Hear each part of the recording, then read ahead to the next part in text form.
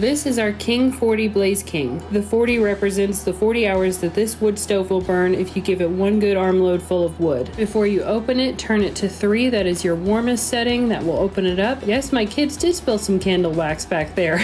Take this lever and open it. That is going to bypass the honeycomb system that is at the top of this wood stove. That honeycomb is part of the catalyst system, and that is why this stove is so efficient. I tried to let this go out so I could get a better video for you guys, but it still has some coals, so we're just going to go ahead with the video. It was still too warm for me to grab it. You grab that little metal plate and you slide it out, and then once that slides out, that honeycomb will come right out. The catalyst system is up here at the very top of the wood stove. As you can see, there's like a good 6 inches that you can't actually access from inside the firebox. That's what makes it so efficient. The only major downside to this is you cannot clean your stove from the ground up. You have to go on the roof and then clean from the top down. When you do that, make sure that you have your lever open. That will let whatever creosote you have up there fall down. See how many ashes are in here? I have not cleaned this out in about 2.5 months. That's part of this stove just being ridiculously efficient. Now, if you are using wet wood, this is going to have a lot more ashes, and it's going to have a lot more creosote buildup both in the honeycomb and in your chimney flue. As long as you've got seasoned firewood, you're in good shape. Yes, this is a mini leaf blower. If you're tired of using the old-fashioned bellows, you can get yourself a little bitty leaf blower, especially one that has an adjustable trigger. I try to just keep mine on the low setting because if you put it up too high, you're going to get some ash and smoke back into your house, which you don't want. While your flame is still small and delicate, leave the door ajar. That will help it start. Do not do that once you've got a good flame because you don't want to burn out that fireproof rope. As you can see, this has a long way to go up, so the key is to get it warmed up so that way it has enough pressure to get up and out of that chimney. Once your flame is stable and you're sure it won't go out, go ahead and latch the door, and then from there wait for the little temperature gauge on top to show that this is an active fire.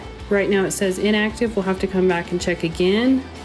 Okay, we're almost in the active. I'm gonna go ahead and flip this lever back. We only have the lever forward when the fire is inactive or we are about to open the door. From -10 to about 30, I usually keep it on the number 2 setting. That's right in the middle. This wood stove is our only heat source, so in the shoulder seasons, we usually keep it on a 1. That's how we keep the house comfortable when it's between like 30 and 60 degrees. And then for those few nights a year when we get down into the -40s or so, we put it on 3, which is the absolute hottest setting. Now, please do me a favor and look around with me. We are surrounded by softwood trees. The only hardwood tree we have on our property is my tiny little dwarf cherry tree, and I am not going to be burning her anytime soon. Because of this, we only burn softwoods. Not that it matters that much, but the nerd in me wants you to know that just because a tree is shaped like this and has little needles does not make it a pine tree. As a matter of fact, I think we only have 2 pine trees on our entire property, which is 20 acres. The secret to safely burning softwood is to clean your flue regularly, make sure your wood is seasoned. That just means dry. Here in the Rocky Mountains, it is extremely dry with very little humidity, so it's very possible to find a dead standing tree or a tree that has died and fallen down and has been off the ground still. A lot of times you can just go ahead and cut them up and they are already dry and already seasoned. That definitely makes things easier. We mostly burn larch and Doug fir, though we will occasionally burn cedar just because we have an abundance of it and it is always down. I hope this helps, and thank you for watching.